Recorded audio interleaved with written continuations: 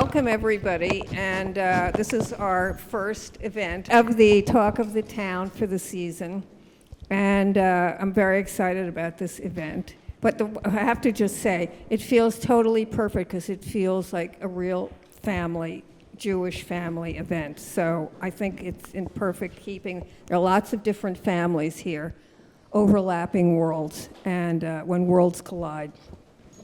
So we're here tonight, obviously, to talk about sons and daughters, and let me just say a few words about this. Elie Wiesel called Chaim Grade one of the great, if not the greatest, contemporary Yiddish novelist. Grade was highly regarded, but was never as widely known to English readers as the Nobel Prize laureate Isaac Bashevis Singer. We'll get into all of that. Grade's best-known work, Rabbis and Wives, incorporates his memories of the Jewish life, the vanished Vilnius in Lithuanian of his youth, which appeared in English the year he died in 1982. And therein began quite a saga. Vilna, of course, was the center of Jewish intellectual and cultural life. And Grade was 74 when he died in 1982. And a year later, Knopf signed a contract with Grade's widow, we'll get to her later, Ina Hecker Grade, for Grade's next novel, what was then called The Rabbi's House. That was in 1983. The novel had been serialized in the Yiddish press in 2 newspapers. Rose can give us the Yiddish, but thank you. Daily Morning Journal for those of us who are here in America, and the foreword. And 42 years after Knopf had contracted for the novel in March, this last March of 2025, the book finally appeared, and it's one of the longest, most awaited books. It was a front page article in the Times and in many papers.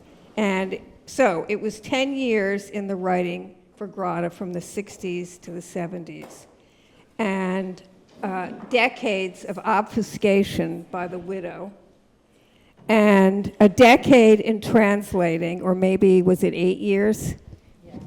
Translating after the manuscript was discovered, 2 years of editing, Altie Karper. And Todd Portowitz, who's and Todd is not here, he's homesick. Into the mic, please. Oh, sorry, yeah, thank you. And it was finally finished. Okay, there's so much to say about this. But the result is a 600-plus page novel about a culture that is no more. So here, let me just introduce. Today we're going to explore the saga of how this Yiddish writer in his last novel, Sons and Daughters, was rescued from the archives and through much drama and excavating was finally translated into the English. And 4 decades after it was contracted at Knopf, the book was finally published in English. Now, a sort of footnote or an aside to that is the great thing was that 40 years later, the contract had not been canceled, and that tells you something about Knopf. Not sure how that would play today, but we have to be hopeful. So, here with us tonight is the book's editor, the former head of Schocken, the great Altie Karper, who took over the book as its editor in 2007, almost 2 decades ago. And Altie said, Shalom Aleichem writes about the world like Mark Twain. And Altie goes on to say, Chaim Grade writes about it like Dostoevsky. And hanging over the novel, she says, is the knowledge that in 10 years, these people will all be gone. And here also is the book's brave, intrepid, valiant, brilliant translator, Rose Waldman, who holds an MFA in fiction and literary translation from Columbia University. And Rose grew up speaking Yiddish and in her Hasidic community in Brooklyn's Williamsburg, and she's translated many novels from the Yiddish. And I would introduce Todd, but he's home with a sick wife and a sick baby. So he will be Elijah. So Grotto once said that although he was not a religious man, he felt he had been saved from the Holocaust to write about his world.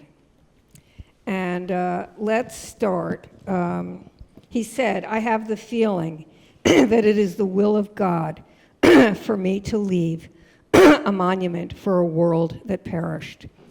He went on to say, "I don't want to seem melodramatic, but I've always felt that I remained alive to be able to describe what our life had been like." So, Foster, do you want to say a word or two about the book? Yes, I'm here just as a reader tonight. And when I got the book, it's 651 pages. And I had some trepidation. But I started it about 8 days ago and literally couldn't put it down. It takes you into a world that is totally absorbing and so richly textured. And it is written with a knowledge of the Holocaust to come, although it's set in Poland in the 30s, but hanging over the book is the fate of the characters. The author knows, the characters don't know, but it's so subtly interwoven, the impact of the Holocaust, and this world will come to an end. And the brilliant writing of Yiddish tradition and Yiddish language. I would ask Rose and Altie, do you have to be Jewish to get the book? To get the full meaning and implication. Reading the book, I felt so connected to my Jewish background, although I'm a terribly unobservant Jewish person. But I became so observant culturally, and it was such a rich experience reading it as a Jew.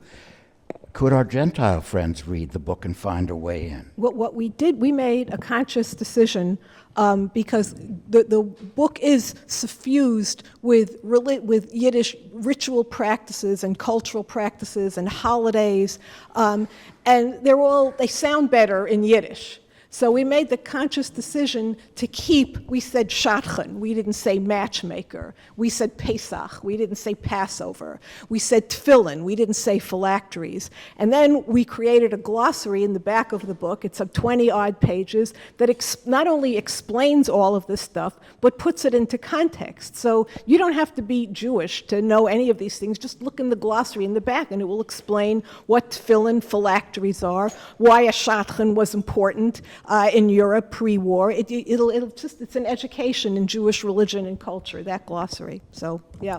But the title is Sons and Daughters, and it is about parents and children, and right, that's yeah. universal. Right, the exactly. Specifics are deeply rooted in Jewish tradition, but the universal psychology is human. Right. Yeah, It's right. human. Exactly. Yeah, I was going to say that of course if you're Jewish, there is an extra layer that's going to speak to you. But I feel like most of the themes were universal. I mean, parents and children, that's as old as the world itself. You know, there's always going to be issues and the challenges that they have, even if it's manifested through a Jewish lens. The kids are becoming less religious than their parents. But these are the challenges that parents grapple with in different ways throughout the world and in every community.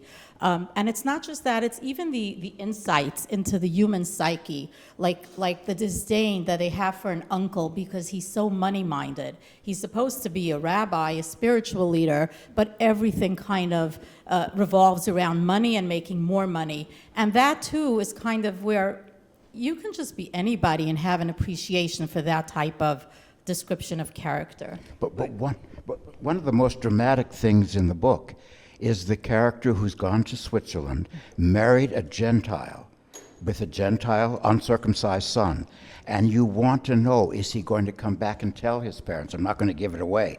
But that hangs over the book. And it's like he did the most horrible thing by marrying out of the religion. It's also a very suspenseful part, because every time he does come home, you're like kind of, nervous. What's going to happen? So will they find out now? Do they want to find out? And that too is Do they know already? Right. Do they know already? Like, is there in their subconscious, are they aware and they're just not saying it? And Grada hints at that the mother, his mother, she kind of has this thing that when there's something she doesn't want to know, she kind of pretends that she's a little deaf and she doesn't hear, and then she runs to get something off the stove. And that too is very human, where we want to know, but we don't really want to know everything, and it's very nicely portrayed in the book. But you know, one thing, well, first of all, Grada said, which is the sort of essential dilemma of the book. Grada said, "The writer inside me is a thoroughly ancient Jew, while the man inside me wants to be thoroughly modern. Right. This is my calamity, plain and simple, a struggle I cannot win." And that's really what the book is. But, you know, at the heart of it is the quintessential 20th century struggle, which is the son against the father. Only by the time Grada catches up to it, it's the son and daughter. Right, right. Well, you had mentioned Shalom Aleichem, with whom Grada is often compared. And this was a story that I heard directly from Sheldon Harnick, who was one of the creators of Fiddler on the Roof. And so Fiddler on the Roof premiered in Japan shortly after it premiered in the United States in 1964, and Sheldon Harnick was invited to the Japanese premiere. And at the intermission, this young man comes up to him and says, "I'm told that you were involved in some way in the original production." So Sheldon Harnick very modestly says, "Well, yeah." I said, "Well, I just kind of ask you something," and Sheldon Harnick said, "Well, yes, didn't you enjoy it?" And the man says, "I enjoyed it very much, but was this really successful in the United States?" And Sheldon Harnick says, "Well, yeah, why do you ask?" And he says, "Well, it's such a Japanese story." And that's why it was Yes. successful all over the world. Yeah, yeah. Exactly. Yeah. So, Rose, let's talk a little bit about how we'll tell the story of what happened with the manuscript and how it was with the wife, and how the wife refused to let anybody she became the keeper of the flame and all of that. We'll get to that. But when they finally found it and they said, "Here it is, this long lost tablet," how did you begin to approach your thinking about the translation? Firstly, when they asked me to do the translation, I did not even realize that this was a long-lost manuscript or that they had signed for it. All I knew was I was offered to do a Chaim Grade translation, and I jumped at it. I didn't even know any of the details. I kind of said yes right off the bat. And then, I guess, once I got more into it, and especially later when I discovered those letters from Chaim Grade, which I'll speak about, I guess, later in the over here, I kind of started feeling like the weight of it, or how important this manuscript was in so many different ways. Well, did you read My Mother's Sabbath Days? So I had read some of his books. I read The Yeshiva, and I read My Quarrel with Hirsch and some of the others, but really I read them in English, not in the original Yiddish, although obviously, it's easy, and it would have been easy enough for me. It was just that had come my way. But I kind of knew the reverence with which people held Chaim Grade.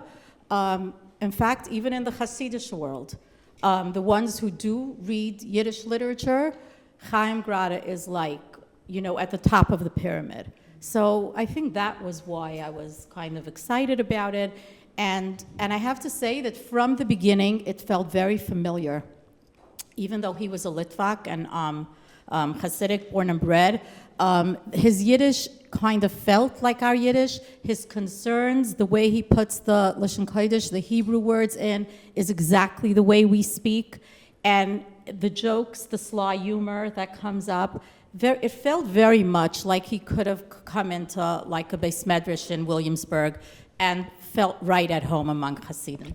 As your translation has it, he is not a fancy stylist. There's something simple and direct. I think of Tolstoy almost, who was not a great stylist. Exactly. You felt the same way? Yep, exactly. There's something Exactly. Tolstoyan about But it. that's true. I mean, I've read a couple of his other books. It's true consistently in his Very writing. simple, direct style. Yes, and very alive and very immediate. But not overly fancy No, or no. poetic in any way. And you wouldn't want a very fancy, complicated style for 651 pages. That would be exhausting. He allows you to read those pages without getting exhausted, because the style is so clear and sharp and direct Yeah. and filled with Jewish So irony. you read, so, And yet, and his vocabulary is really rich. Like, he's not fancy. The register is not very high. So Todd isn't here, but there were places where he asked me to lower the register. The translation was too fancy in those areas. And it didn't jive with Chaim Grade's style. And it's sometimes hard as a translator to find every single area like that. So it was very good for me to have here and there where, no, here the register is wrong, but yet his vocabulary is very rich. His Yiddish is rich. There's a lot of... It's biblical, it's Talmudic, Yes. it's steeped in Jewish learning. The references are to Jewish cultural practices and Jewish religious practices. It's suffused with Yiddishkeit. That's and his he style. expects his reader to know it. To know it, right, Because he wrote in Yiddish, so of Right. course someone's reading that is going to know all that. Right. But if you don't, if you don't, you can get over it. Right. You can Right. get through it and Right. enjoy it fully without that. Right. but Without I'm that. asking, so when you read the manuscript in English, and as you were reading it, In were... Yiddish. Oh, you read it in Yiddish. What are you talking I mean, you read it in Yiddish, I'm sorry. So as you were reading it in Yiddish, were you thinking about, well, obviously we're thinking about your Yiddish. Was that modern Yiddish? So what would you call Hasidic Yiddish? So to us, it's Yiddish. That's it. There's no other Yiddish. I don't know if you would call it modern Yiddish, but it's certainly been influenced by the country we live in. So I would say when we speak in Yiddish, half of the words are probably English. And if not, we'll take an English word and kind of give it a Yiddish suffix. So let's say, we'll Yiddishize it. Let's say walk will become waken. So the un is the Yiddish suffix, and the walk becomes vak. So, I would say so you're asking like when I translated it if it felt familiar or Well, I guess what I'm really getting at, which I was going to talk about later, but it's sort of at the heart of this conversation, which is that Yiddish is, until 1939, how many, 50 million people right. spoke Yiddish. It was a whole culture. It was a world. And now, because of Hitler, I don't know if Google is right, but it said 150,000 people speak Yiddish. Okay. And that, Makes sense. Yeah. but that's devastating. Yeah. And so the thing is, it's a whole culture. It isn't just, I who speak no Yiddish, but I know my grandmother spoke Yiddish, and I wish I had asked her to, of course, the obvious, but that Yiddish, I guess what I'm getting at is that Yiddish different that was pre-war Yiddish? It was the language for 1,000 years. So it's this, well, there are some slight differences, but it's the same. Look, it's the same language. So there are some differences in expressions, and there are some differences, like I said, the people who speak Yiddish today tend to adopt from their adopted country, wherever they're living. They will probably, use some of the words in that language, but still, it's the same Yiddish. There was nothing that didn't sound familiar, even if I didn't understand all the words, because it's a purer Yiddish than the one that I speak. But it is the same language, and like. What I said before is also true. It almost feels like it was the same culture, like I'm still living in those times, even though a lot has changed. But so much of that Yiddishkeit is familiar, the things that the people care about, even the petty squabbles, the gossip, like that type of thing. It's, like the more things change, the more they stay the same. It's very much like that. Yeah, well, it's basically, what is it, how do you define being a Jewish person? Since the Enlightenment, you can be a Jewish person nowadays and not be religious. So what does being Jewish mean? And this is what these characters were grappling about in the 1930s, and we're grappling about it now almost 100 years later. How do you define being Jewish? Is it religious? Is it cultural? Is it ethnic? It's the same. So that's what was fascinating to me about the book, is that reading what these people were concerned about and upset about and trying to work out in their heads, the same thing that I and my family and my friends are working out today too. That's what fascinated me about the novel. That, as you said, the more things change, the more things remain the same. And just going back to the authenticity of Yiddish, what's so interesting about Yiddish is that it's a combination of many different languages. It started out as Middle German with Hebrew, and then some Romanian got thrown in, and Polish and Czechoslovakian, and so now English is getting thrown in. So But they're saying that Yiddish is a language unto itself. Yes, there may be traces of German and this and that, but that it's a language unto itself. Yeah, well, it is, but it's a hybrid language, and it will always be a hybrid language. The point of it is that it's not a pure language because it was created in exile. It's a language of people who are in exile, who are no longer in their original home, and they're in this place where everybody speaks German, but they still have vestige Hebrew. So how do you combine that? And then a whole bunch of them moved to Czechoslovakia, and then words came from there in Romania and Poland and Russia, and now in America. What my sister-in-law's father, someone asked him, how do you say, he was a Holocaust survivor, how do you say reparation checks in Yiddish? He said, reparation checks. So, Altie, tell us a little bit about Grada himself. He has a very interesting background. Most of these Yiddish secular writers started out observant. They came from observant homes, and then the Jewish Enlightenment, the Haskalah, which started in Central Europe and Germany, eventually wound up in the Russian Empire, and it affected young men and young women who were living very closed and very insular Jewish lives.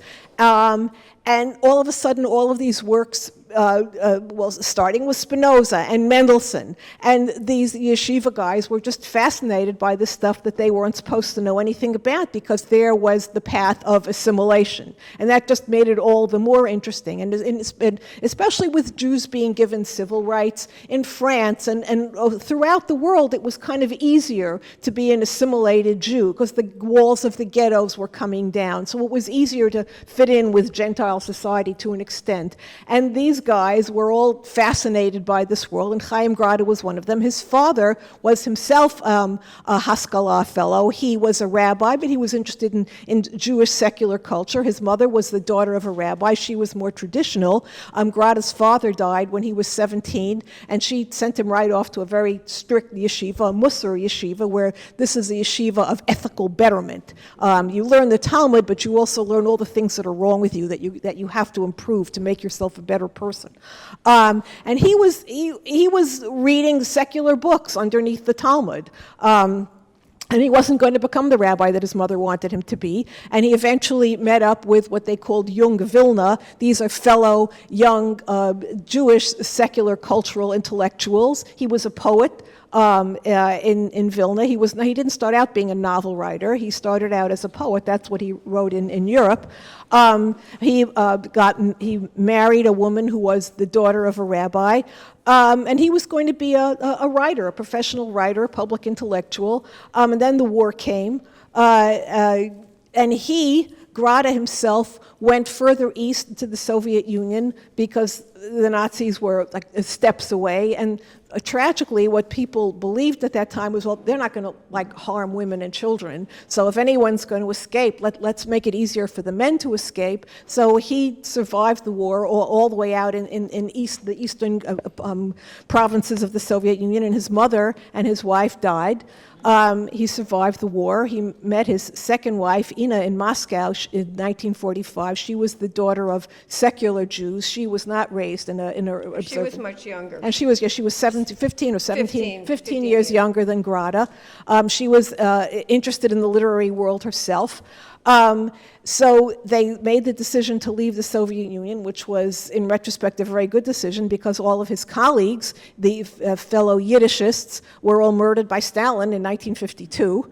And he wrote a beautiful poem about his murdered colleagues, elegy on the murder of the Soviet writers. They were in France for 2 years, and then in 1948 they came to America, and he got an apartment in the Bronx in the Shalom Aleichem houses, along with Bess Meyerson, along the Grand Concourse by Van Cortlandt Park, and he started publishing his novels in Yiddish. There were not Yiddish publishing houses per se, but there were Yiddish printers, and they published your book, and you paid for it, and you bought copies, and then you tried to sell them on your own. And he also worked he worked for the Yiddish periodicals. At that time, there were more than a few. There was the Morgen Journal, the Tug, the Farvitz, and he wrote for all of them, and he serialized novels, and that's how he made his living. But as you describe his life, you're telling people the underlying story of sons and daughters. Right, yeah, exactly. Right. That's what the novel is about. Yeah, It's a exactly, deeply yes. autobiographical novel about Right, the yes. struggle between traditional Right, and exactly, modern. Exactly. That's what's there. And there's a character who was his alter Chlavna. That's the daughter's second boyfriend, her eventual fiancé. That's Grada. That's Grada's alter ego. Absolutely. He gets carried away with Yeah. that character at Yeah. the end of the book. Well, what's so great about He that lets character? the character take over. Yeah, definitely, The last definitely, 50 pages. definitely. Did you find that?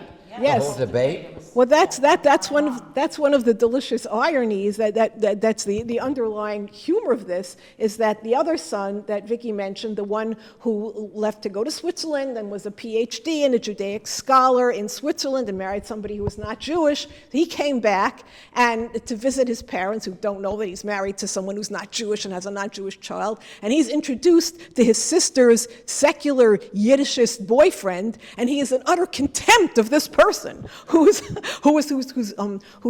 thrown off the yoke of religion and who writes in secular Yiddish, and what kind of a Jew are you? And that's like the great irony is this is a guy who's afraid to tell his parents that he married somebody non-Jewish, and he's dumping all over this guy who's a secular Yiddishist who wants to marry his sister. Grada himself. He was 'cause Grada Klavna himself. is yeah. Grada. I'm right, convinced. Exactly. I'm convinced. Yeah. So, Rose, it took you 8 years to. Yeah. Okay, so you're living with this for 8 years. So how did it change for you over that period of time, if it did?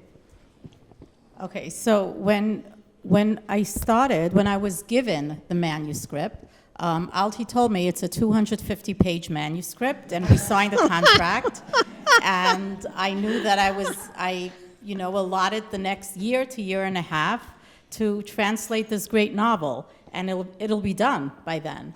And then as I got closer to the end, so I don't usually read too much in advance, maybe a chapter at most, because I want to be intrigued and enjoy the work of the translation. And so I kind of realized as I was getting closer to the end that something's wrong. Like, I didn't expect Grada to tie everything up in this neat bow. He's not a cliched writer like that, but still, there are all these loose ends, all these narrative arcs that were going nowhere, and there is a chapter or two left. Like, there's no way you could tie all of these things, and certainly not in Grada's style of writing, which is, sit back in your armchair and read and relax. It's not a page-turner type of thing. So I realized something was wrong, and then luckily at that point, I got an email from someone who is a graduate student in Israel. His name is Yehuda Zirkin, and he told me about letters that he discovered in the National Library of Israel from Grada to Abe Bornstein, and from Abe Bornstein, some from Abe to Grada, but mainly from Grada to Abe Bornstein, who was his patron. So, Altie said he made a living, which is true. He made a living from his writing, but I guess it wasn't quite a living. So this guy, supported him. And then in those letters, among a whole bunch of other gems, I discovered that this was not volume 1 of a 2-volume novel.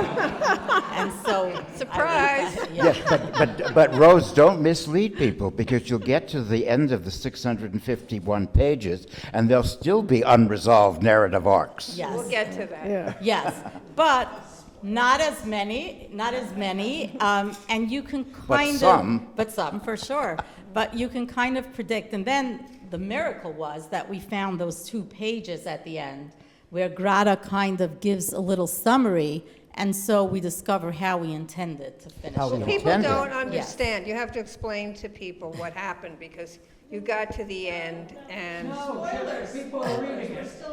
she's not going okay. to tell you the end. No. What happened First was... of all, that would be an hour and a half.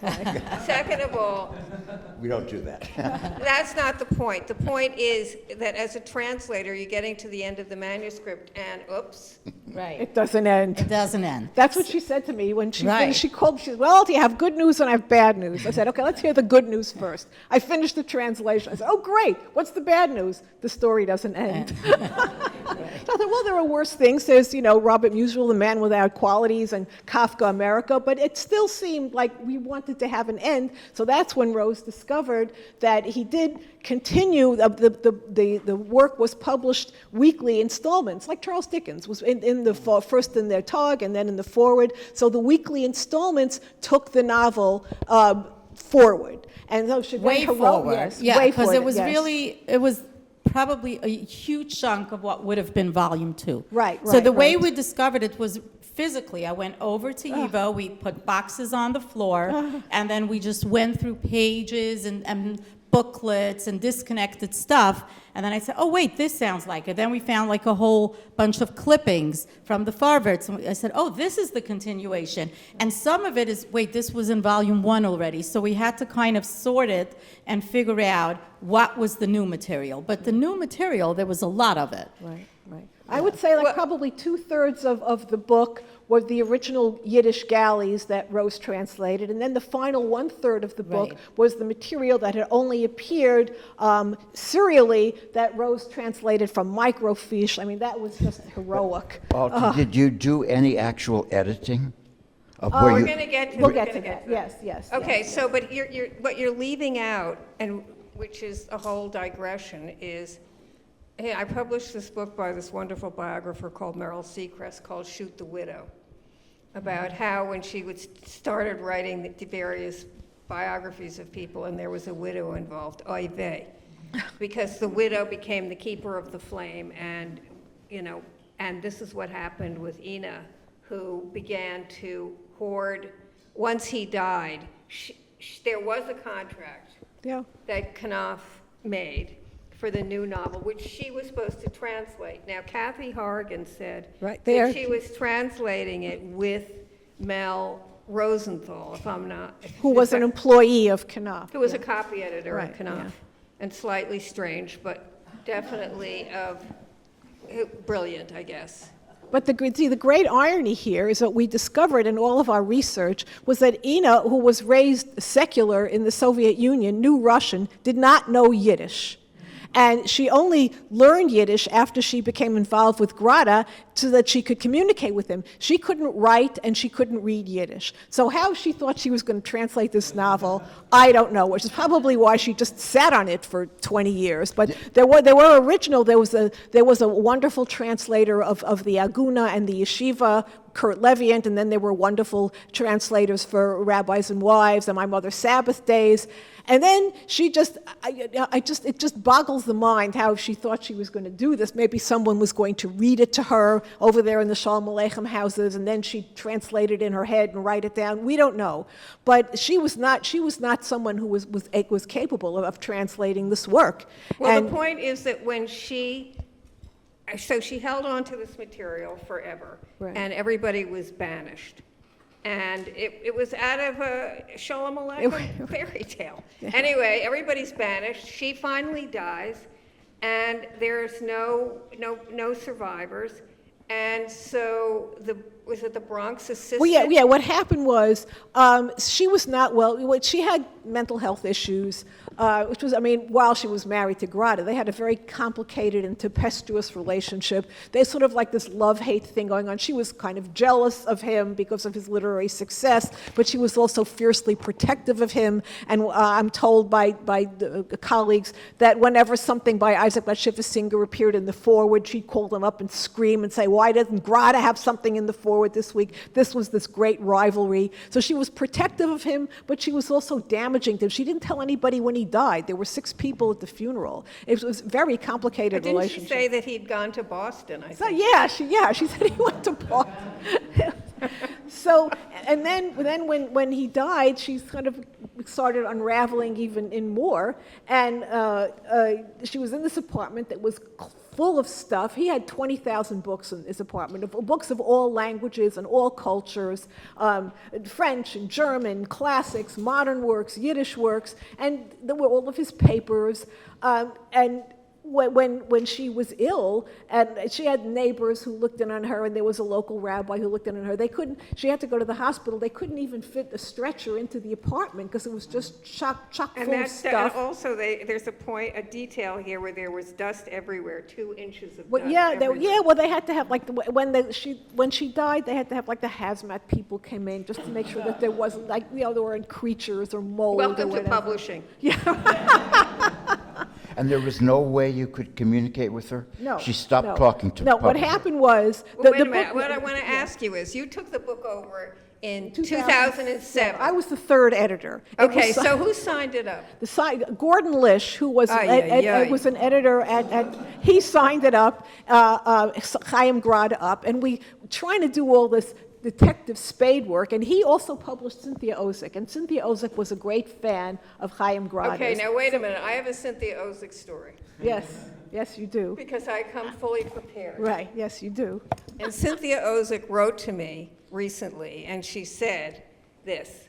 She said, this is a quote, Chaim Grade phoned me when my mother died. I had no inkling he knew of it. But Meshugana Ina was right behind him shrieking, Chaim, get off the phone now. And poor Chaim, she says, obeyed. I offer this sparse and unfulfilled anecdote as a literary footnote. She was very protective, but in harmful ways. So what we think is that Cynthia Ozick recommended, this was right after Singer had won the Nobel, and this was Yiddish literature was now hot in the publishing world. So we think that it was Cynthia Ozick who recommended Grade to Gordon Lish. And Grade writes that he had a meeting with Gordon Lish, and he brought along with him a translator who he thought would be good for this. There's a great backstory in how he got to this translator, but that's for another time. And Gordon signed up the book, and then first, I guess he had a lot on his plate, and the next thing we knew, Ash Green, who was also a very beloved and famous editor at Knopf, he became the most Gentile, the most un-Jewish person. Yes, the one of the waspiest people in one of the waspiest houses. And a former member of the OSS. Yes,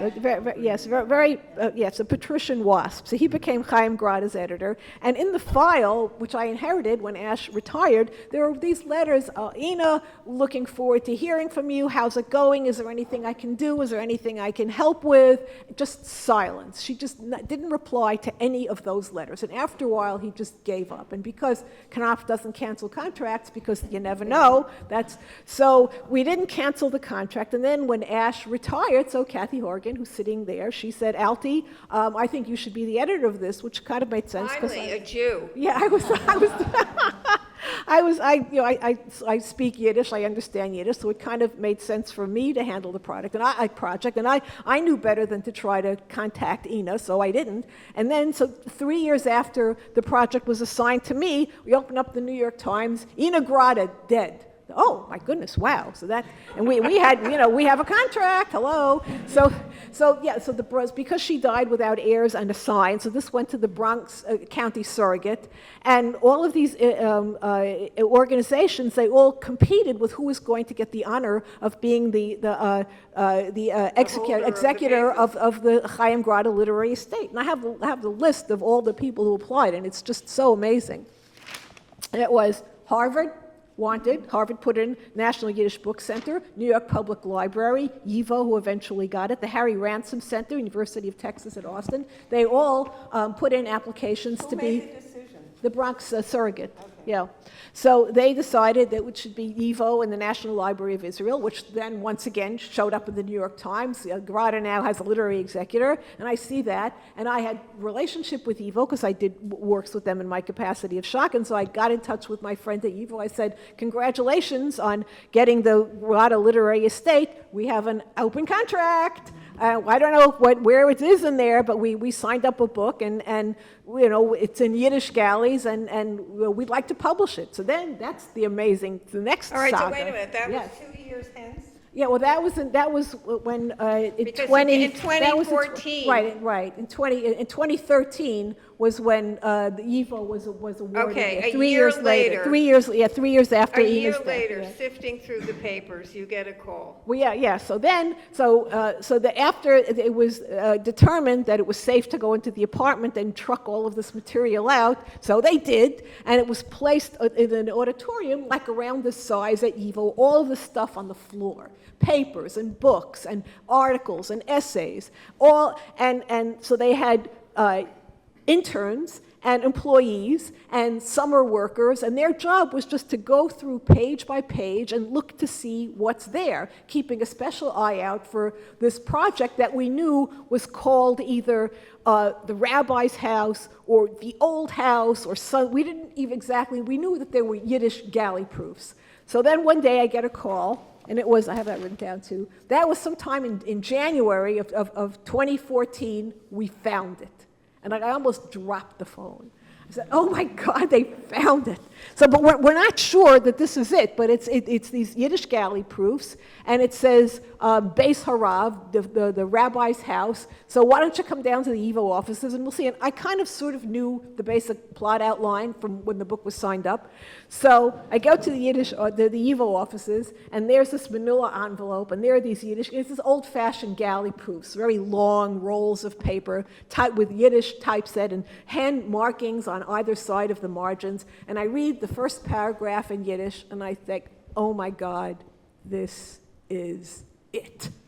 This is it. From 1982 to 2014, we got it.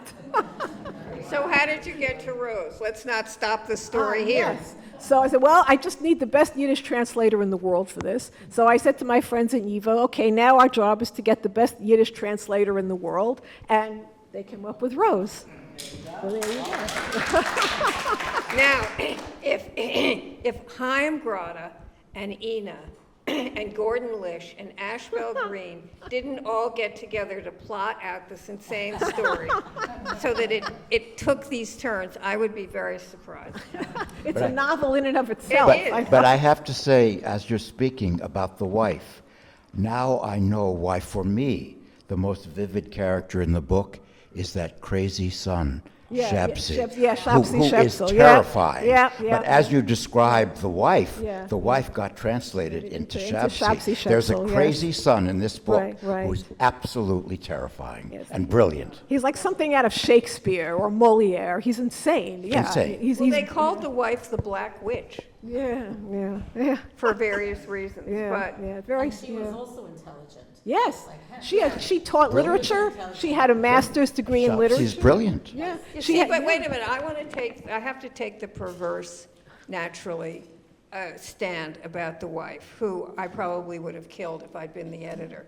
But since I wasn't, I sympathize with her, even though she was troubled. I sympathize with her in the same way that I sympathize with Sophia Tolstoy, who put all of her energy into this man, into his work, helping him with his book, writing, translating, working, obsessively learning Yiddish so she could communicate with him, totally adoring. Before we go to questions, I put together a PowerPoint, which we're going to show you, totally adoring of him. And she puts her own writing aside.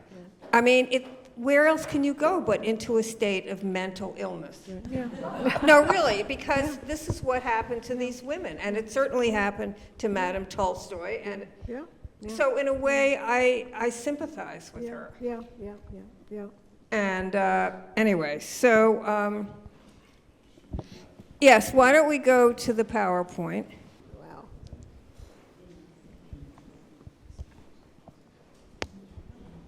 Lithuanian shtetl, Yeah. show and tell. Yeah. A Polish shtetl.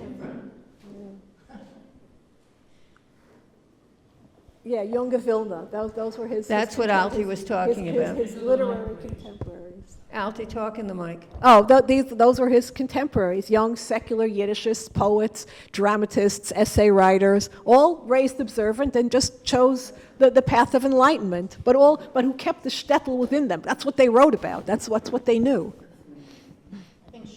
Okay, this is his book about his that he wrote this memoir about his mother and growing up. It's a spectacular book. It's sort of so alive. It's breathtaking, and it's. This was published by Knopf. Knopf. Yeah, it was Knopf. Yeah.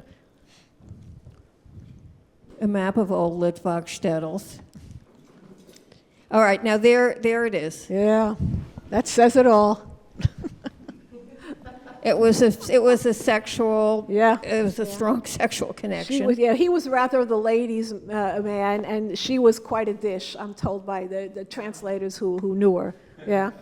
I mean, she was 17 when Yeah. she left. When she left Moscow, wasn't she? By the way, Yivo has letters between them, even like some Valentine's Day cards, quite a few. So you can kind of see the relationship in the letters too.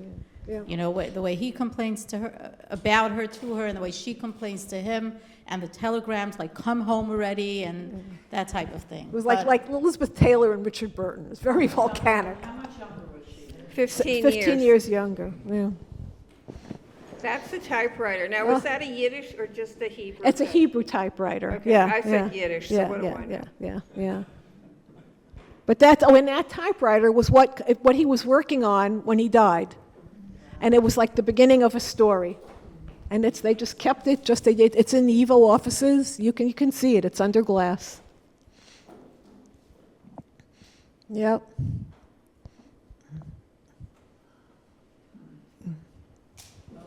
Yeah. These are the copies of the books that he had published that he was selling, Altie? Yes. So, I mean, it was, all right, I'll say that. Yeah. No, I mean, it's sort of like, Right. sort of like the quintessential story about the peddler who's peddling his books Right. in the Yep. shtetl. Right. Yep. Oh, and it says, go back a second, these books were given to the library of the Hasidei Chabad. So, of course, Chabad is going to be in this somewhere, the Lubavitcher Hasidim. So I just have a great side story, which was told to me by one of Grado, was on a Yivo interview. So his translator comes to his apartment in the Bronx, and it's April. And they're working on a translation, and the translator sees this big square cardboard box of matzah. And it's not only it's matzah, but it's shmura matzah. It's like super kosher matzah. So the translator says to him, "What, you observe Pesach?" And Grada says, "Why, I shouldn't observe Pesach?" And he says, "You see those matzahs? The Lubavitcher Rebbe every year sends me a box of matzah." So there you go. That's how pure. Yeah.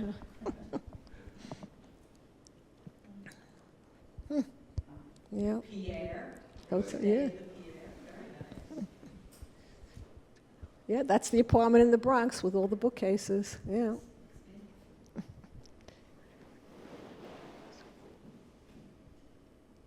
Oh. So this is when they found the. Right. Yeah, because Evo has now digitized everything that's in Yiddish. Everything Which that is was in amazing. everything that was in that apartment is online. Not translated yet, but it's available to Yiddish scholars, which is like an incredible feat. Wow. Yeah.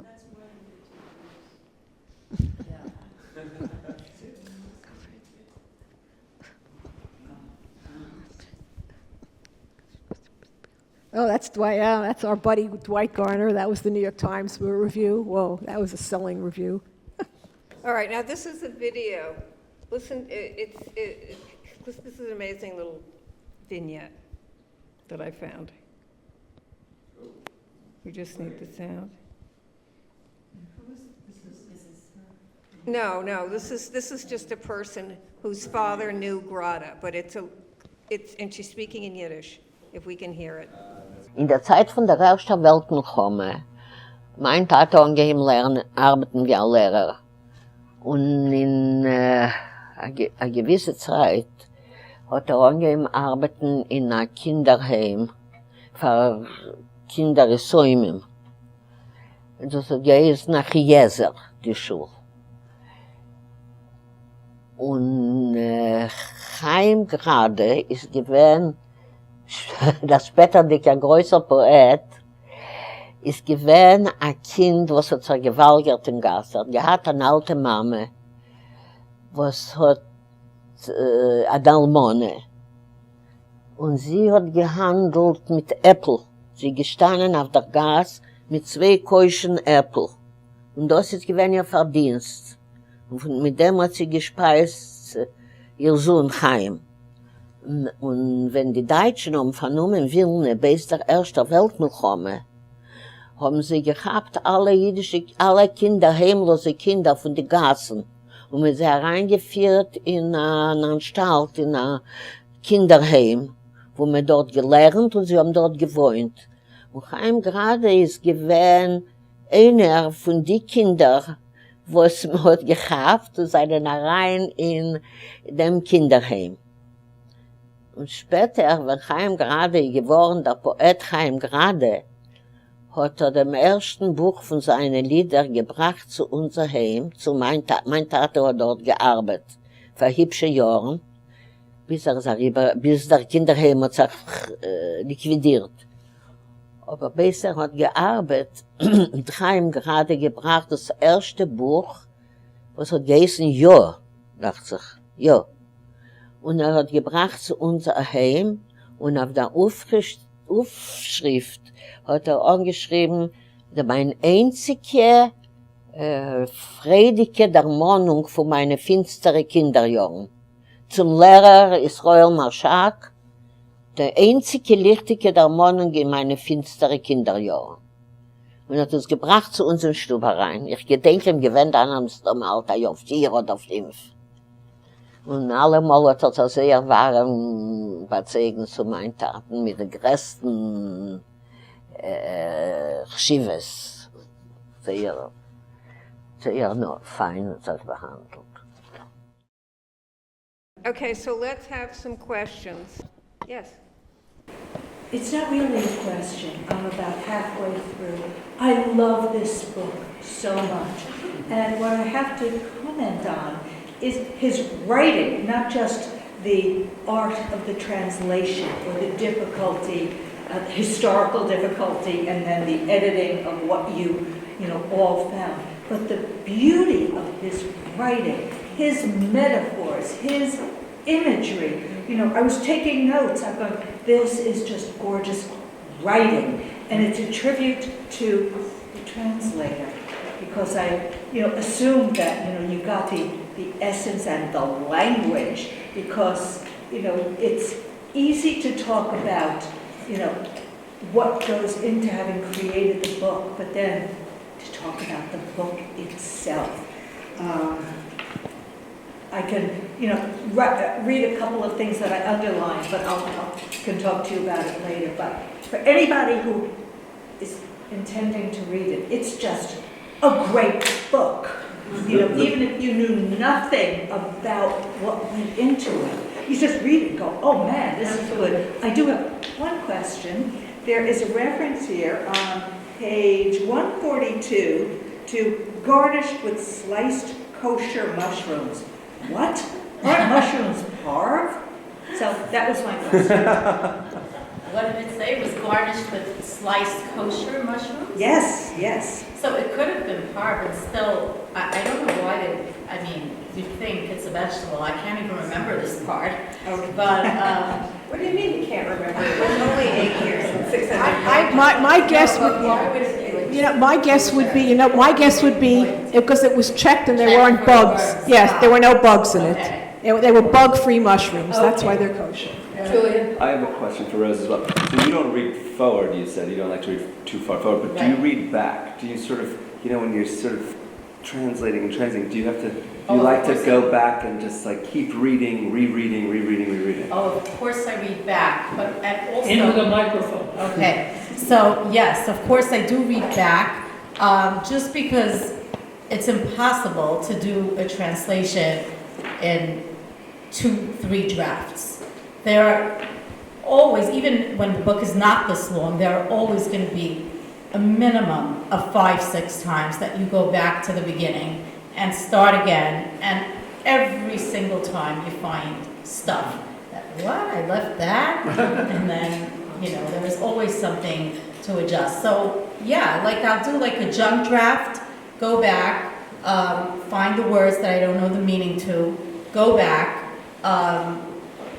you know, read it just as an English organic piece, like divorced from the original manuscript. Then I'll move forward. And then after 2-3 chapters, back to the beginning. And then with distance, you see a lot more. And that's true even just for writing. I mean, it has nothing to do with translating, yeah. And you know, Altie, we didn't even ask you. It took Altie 2 years to edit this book. Well, I mean, I started doing it, and then I retired.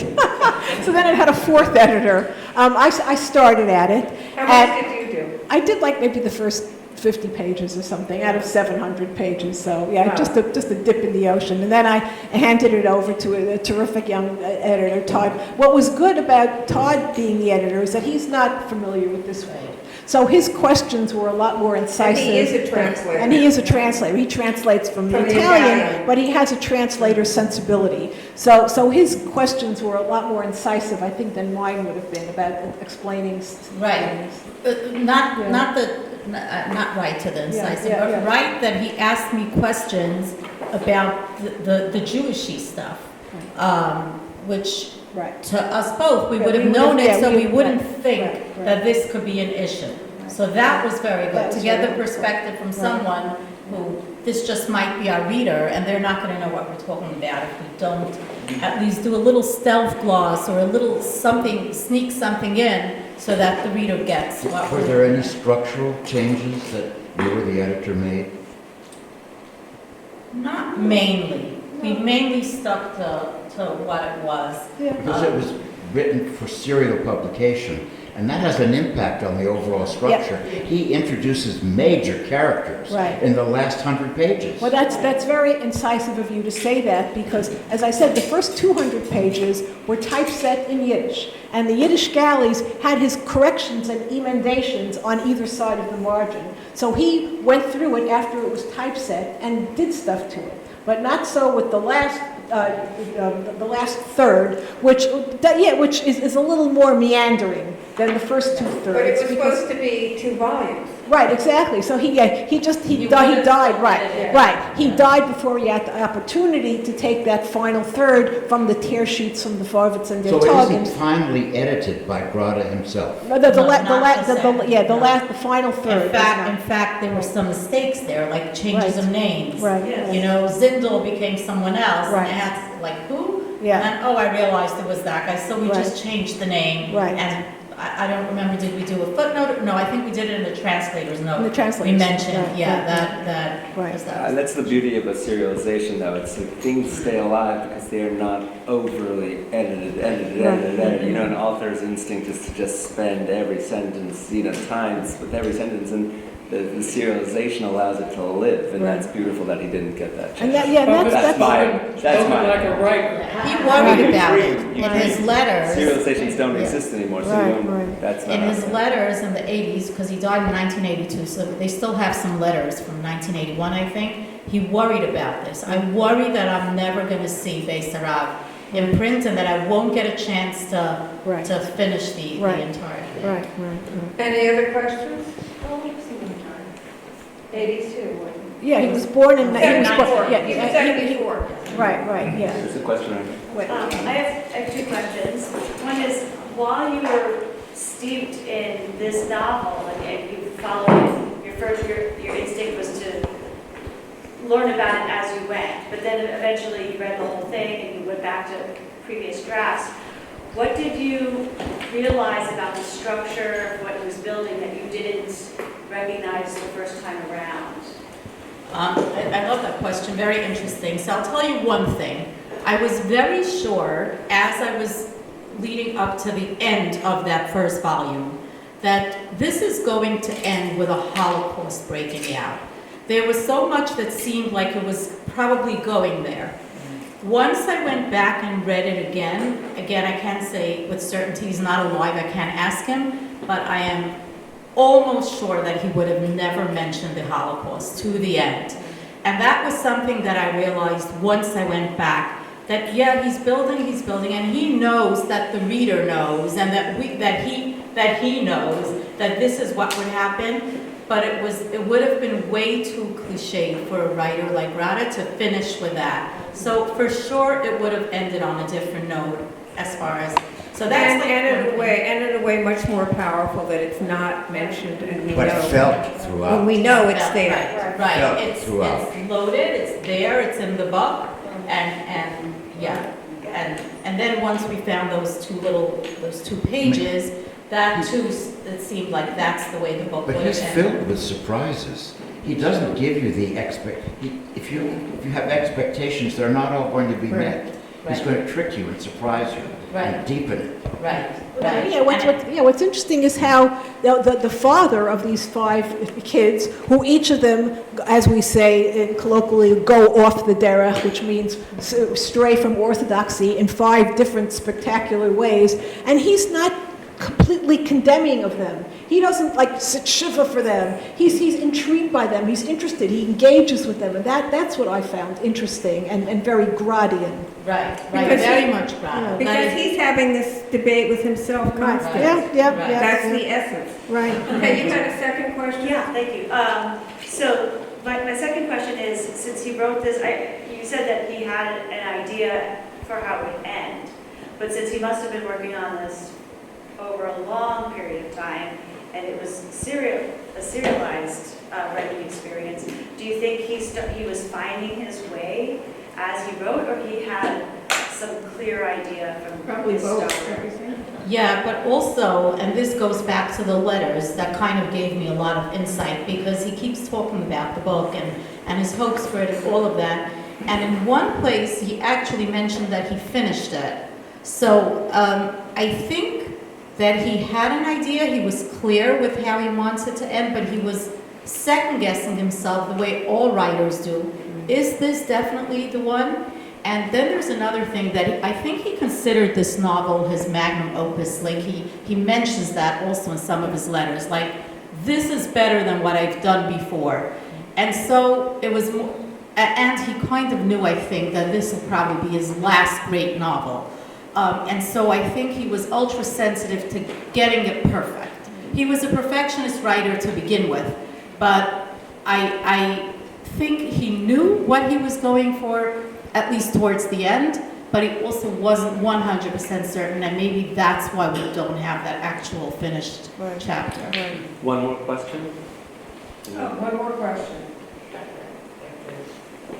Okay. Spending as much time on the book as you did, I was wondering if you kind of got an answer to the question that you began the evening with. In terms of like a sense about Grade himself, like what did Jewishness mean to him?